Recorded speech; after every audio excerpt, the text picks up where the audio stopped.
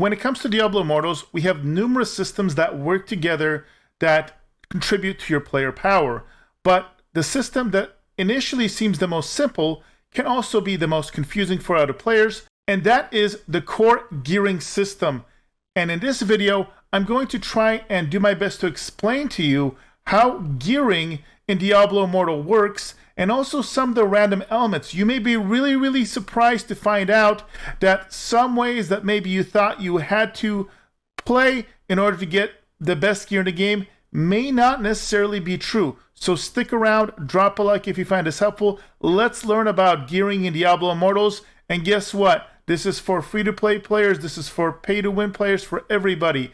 You don't need to spend money to get the most out of the system, and it will be one of the main sources of your player power. So let's go and talk about gearing in Diablo Immortals.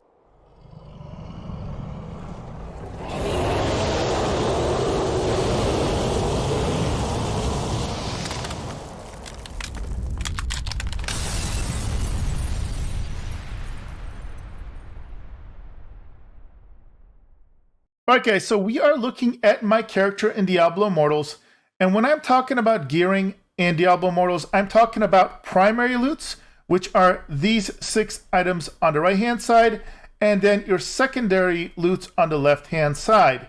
Now, it's very important to note that you're going to be able to get legendary drops rather early in the game, even when you're leveling, but these green items on the left-hand side here, these are basically the set items, and these will only start dropping when it comes to Hell 1 difficulty and onwards. And you will actually not unlock the final 2 spots, which are the rings, until you hit difficulty Hell 4. Now, if you're curious and you're new and you don't know what this means, well, basically, when you're first playing the game, you're going to be playing on normal. You're not even going to have this screen. But as soon as you beat the main game and get level 60, you're going to unlock Hell 1. And Hell 1 is for Paragon levels 1 to 60. Now, I do want to point out you can always jump ahead and try and fight at the higher Paragon levels. Do note that Hell 2 is really Paragon 30 to 130. So most people will actually swap over at that minimum level.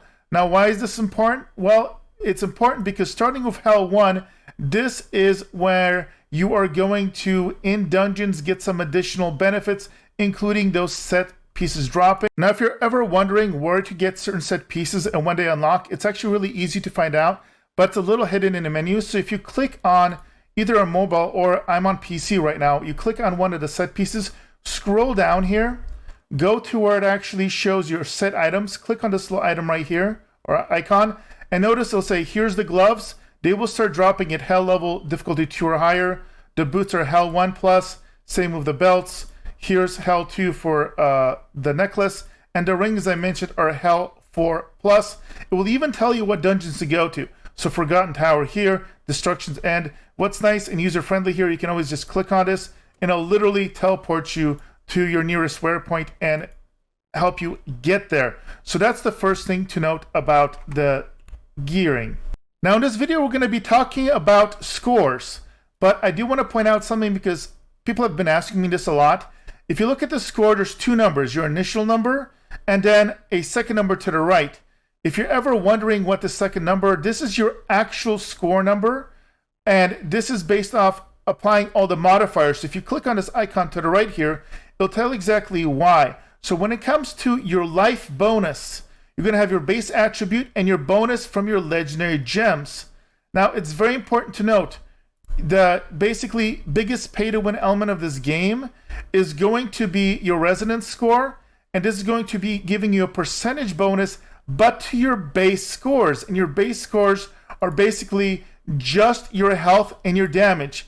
Now, I don't want to say that's not important. It's extremely important, but it is important to note because it will not have your other elements. Your other scores are not going to be modified, like your secondary scores like willpower, intelligence, etc.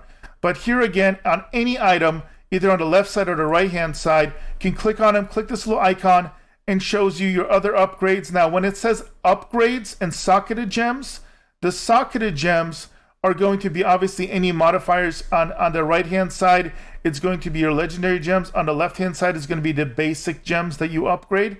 So that's important to note. And your upgrade system is at the blacksmith. So let me show you that. So if you go to the blacksmith here, Charcy, and you click on services, you can go under upgrades, and you can unlock different levels of upgrades, both for the secondary as well as the primary. And this is going to take scrap materials, enchanted dust, glowing shards. Now it's also important to note as you go up in higher levels, and it is gated by Paragon levels. So for example, you'll see I'm level 12 on all of these. The next ones I'll be able to get level 13 at Paragon 130. And as you go, you're also going to unlock these secondary bonuses that you're going to even be able to reroll. So this is another way to customize your power. So now let's talk about the meat and potatoes of this video, the random element of the looting. And I myself was incorrect about this. So you may notice, for example, and I'm going to use the left-hand side, the secondary loot for most of my number examples here, okay? But you'll notice that my loot has a variety of scores. So focusing on the left numbers, the base scores, my necklace is 3349. My gloves are 3859. My belt is 4288. Here's 3950. They vary dramatically. I have some other example. Here's a glove that's almost 5,000, and they can score all over the place. Now here's a necklace that's 2962. Big difference, obviously, between 2962 and almost 5,000. So where does this all come from? Where do you get the best loot in the game? Now, what I have basically gathered is there are various sources for getting the various loots. Now, the only thing that is consistent is that the set pieces, the green pieces, can only come from dungeons. Everything else, meaning the legendary pieces, can come from every source of content. We're talking about just killing enemies out in the world, finishing different quests. So if you do your beast turn-ins, if you go and do your dailies, if you go and do a PvP battle, there's a little reward at the end, up to 3 times a day. Also, you can go and raid. So there are raid encounters that will drop these. Now, I'm going to pop up a little bit of a picture here, and it's going to have some example numbers. Now, I want to point out that the biggest factor of what kind of gear you're going to get is going to be your Paragon level. And so we kind of looked at Paragon levels a few minutes ago. Now, as you go through different hell difficulties, and I used examples 1, 2, and 3 here, your Paragon level is going to increase, and you're going to get access to better potential loot. Now, I want to point out these numbers here are just for example only. This is not the actual minimum and maximal rolls for Hell 1, Hell 2, etc. But it aims to illustrate something.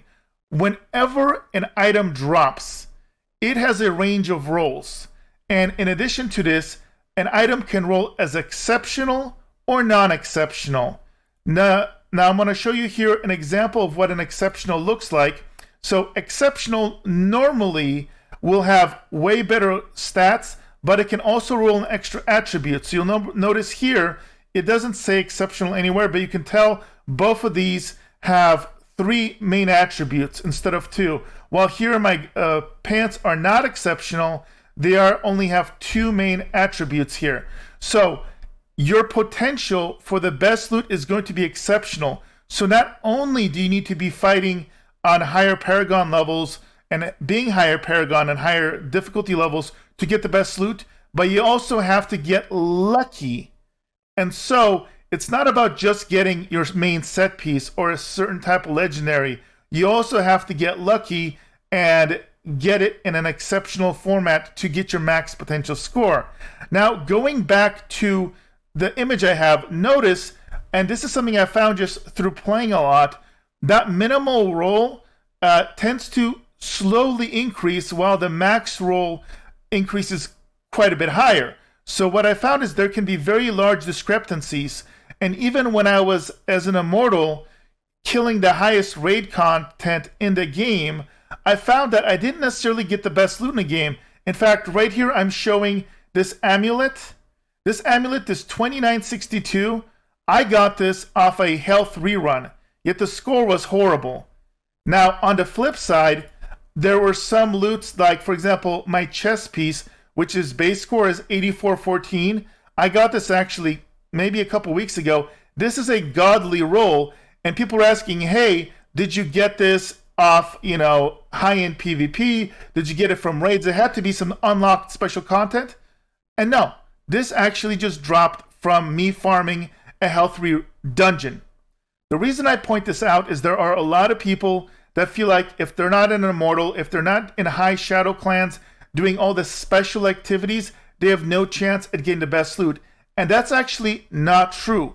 Again, looking at the chart again, there is this big range, so it can be a little frustrating. In fact, I think the biggest flaw right now in Diablo Immortals may be that in the highest end content, the hardest content, that bottom mineral is still a little bit too low, and the chances of getting exception rolls is too low.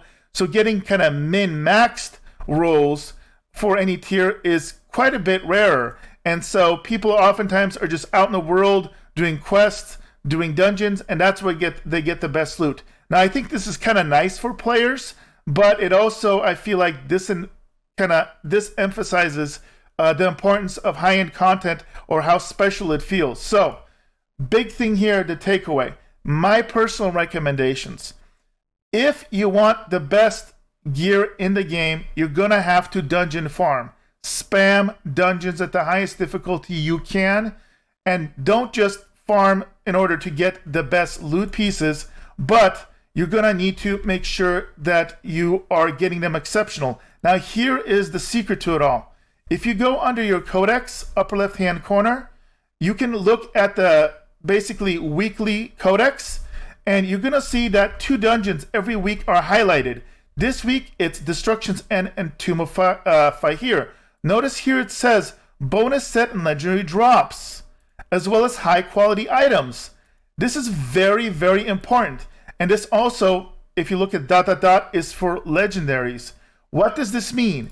This basically means if you run Destruction's End and Tomb of Fahir, you're more likely to get, not only more likely to get legendary items and sets, but higher quality, meaning exceptional. This is why I personally, outside of needing it for a quest, will only run the specific dungeons every week that are highlighted, because the chances of getting exceptional loot otherwise is way too low.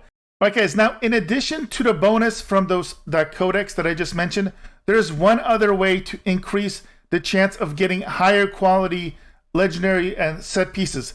And that does have to do with a pay-to-win mechanic, unfortunately, and it has to do with the legendary gems. Now, all legendary gems, whether it's the 1-star, 2-star, or 5-star, if you get them to rank 5, they will provide you with a bonus. So if I scroll down here to my Everlasting Torment, it is a 1-star gem, very easy to get, and even for free-to-players, you can max this out over time without too much difficulty. You'll notice at the bottom it says increases chance to find magic items by 5%.